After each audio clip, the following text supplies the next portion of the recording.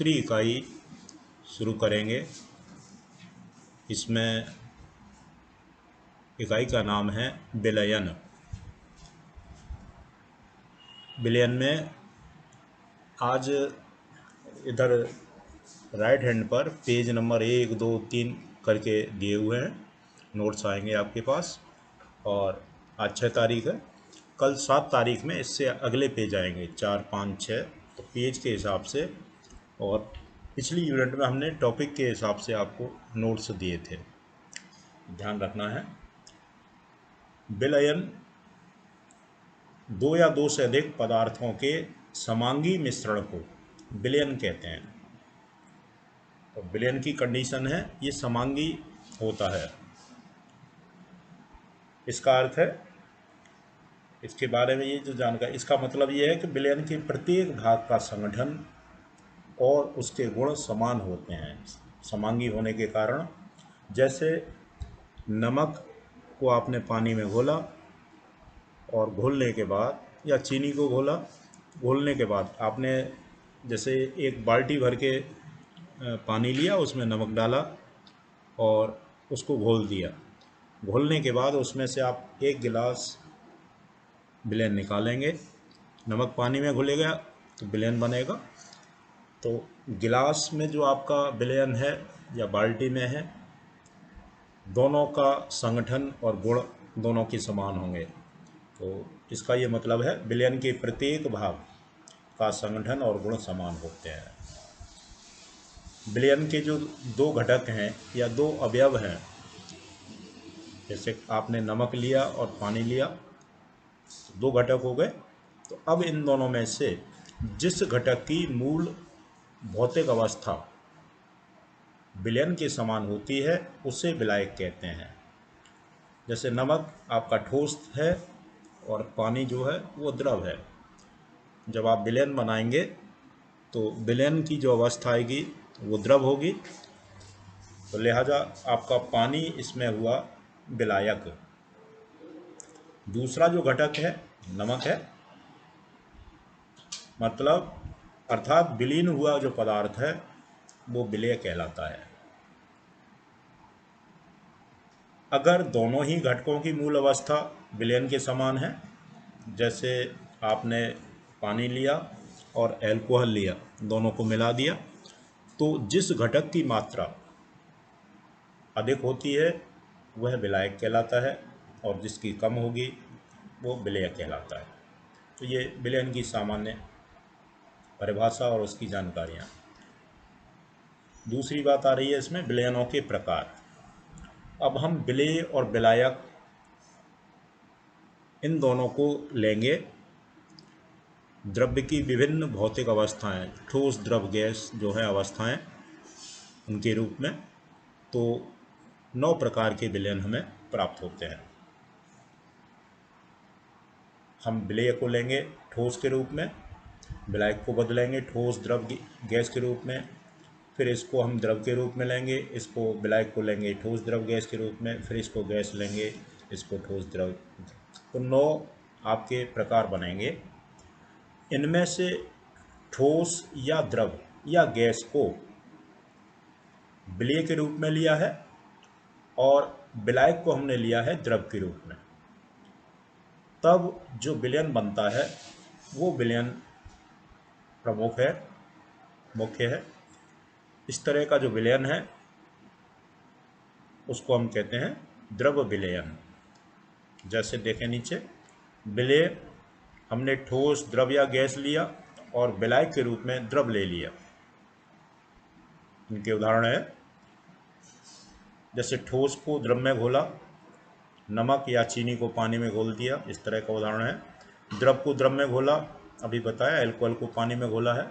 और गैस को द्रव में घोला है, जैसे अमोनिया को पानी में आप प्रवाहित कर दें, घुल जाती है। तो ये तीनों ही तरह के जो विलयन हैं इनको द्रव विलयन कहते हैं, क्योंकि ये द्रव अवस्था में ही विलयन हमें प्राप्त होंगे। इनमें जो पहले वाला है ठोस, जो विलेय पदार्थ है उसको हमने द्रव में घोला, तो ठोसों का जो विलयन बना वो सबसे मुख्य प्रकार का द्रव विलयन है, जिसका अध्ययन इस इकाई में है, आप आगे पढ़ेंगे। इसके बाद विलयन की सांद्रता के पद।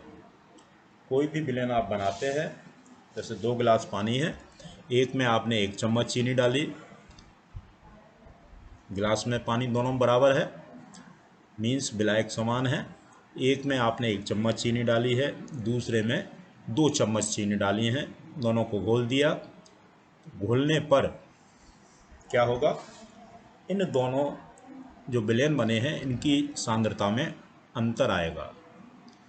तो अंतर जो आया है, उनकी मिठास में जो अंतर आया है, इसी को हम सांद्रता कहते हैं। और इसका सीधा संबंध विलेय और विलायक इन पे निर्भर करता है। तो विलायक को हमने स्थिर कर दिया, निश्चित कर दिया, और विलेय की मात्रा को हमने बदला है। लिहाजा इन दोनों में जो संबंध बताने के लिए हम जो पदों का इस प्रयोग करेंगे उनको हम कहते हैं सांद्रता के पद। इनमें कुछ ये शुरू के पद हैं, ये भौतिक मात्रा के आधार पर इनमें संबंध है, सांद्रता का जो पद है उसका निर्धारण कर रहे हैं। तो ये शुरू के 1, 2, 3, 4 हैं, इनका कुछ एक सवालों में उपयोग होना है। और ये देखें, इनकी जो परिभाषाएं हैं उनको लिखने से पहले, चारों की हमने परिभाषाएं लिखी हैं, इनको लिखने से पहले एक तरीका है कि आप इनका जो सूत्र है, जैसे पहले वाला एक बताए दे रहे हैं, जैसे पहला है भार प्रतिशत, ये बराबर होगा विलेय का भार बटे विलयन का भार, दोनों ये ग्राम में है, इंटू 100। तो अब इसकी जो परिभाषा है उसके लिए विलयन का जो भार है उसको देखें, 100 ग्राम हमने यहाँ रख दिया, 100 से 100 कट जाएगा, तो यहाँ जो विलेय का भार होगा वही होगा भार प्रतिशत। तो उसी से परिभाषा बन जाती है। यहाँ 100 रखने से ये 100 से 100 कट रहा है, चूँकि प्रतिशत है 100 में कितना, इसलिए 100 का गुणा करना पड़ा। तो हम यहाँ इसको हर के मान में 100 ले लें, इसको 100 कर दें फिक्स, अगले में भी 100 ही फिक्स करेंगे क्योंकि ये काटना है। तो इसको 100 रख दिया तो ये कट गया, तो भार प्रतिशत बराबर हो जाएगा विलेय का भार, ग्राम में विलेय का भार। परिभाषा देखिए, अब 100 ग्राम विलयन में, विलयन आपने 100 लिया, 100 ग्राम विलयन में उपस्थित विलेय का ग्रामों में जो भार है उसकी संख्या को विलयन का भार प्रतिशत कहते हैं। ऐसे यहाँ आपने 100 रख दिया, इससे ये कट जाएगा, तो आयतन प्रतिशत हो जाएगा विलेय का ml में जो आयतन है वो आयतन प्रतिशत। परिभाषा क्या है, इसका मान 100 रखा है, तो 100 ml 100 ml विलयन में उपस्थित विलेय का जो है मिलीलीटर में जो आयतन है उसकी जो संख्या है उसको हम विलयन का आयतन प्रतिशत कहते हैं। विशेष ध्यान ये देना है कि जैसे सांद्रता है, आप सांद्रता के पद पढ़ रहे हैं, सांद्रता किसकी होती है, विलयन की, न विलेय की है न विलायक की है। तो जितने भी ये पद हैं ये सांद्रता के लिए हैं। ऐसे भार आयतन प्रतिशत है, उसमें भी आप इसमें पहले इस सूत्र में यहाँ 100 रख के आप इसको एक बार दोहरा लें, उसके बाद नोट करें।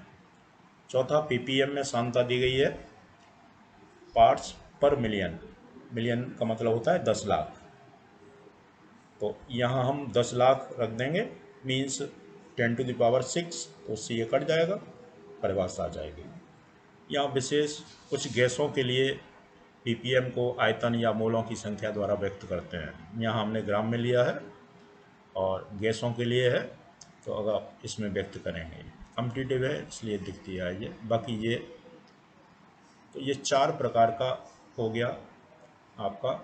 इसके बाद 5वां आया ग्राम प्रति लीटर सांद्रता। तो यहाँ 100 वाला काम खत्म हो गया, प्रतिशत वाला काम खत्म है, लिहाजा इसमें हर का मान आप 1 रखें, मीन्स विलयन का आयतन 1 लीटर ले लें, वही लिखा है आपने, 1 लीटर विलयन में उपस्थित विलेय की जो ग्रामों में संख्या है उसको विलयन की ग्राम प्रति लीटर सांद्रता कहते हैं। तो इस तरह से आप ये आगे जो दिए हैं चारों परिभाषाएं इनकी लिखेंगे, इनके सूत्र लिखेंगे।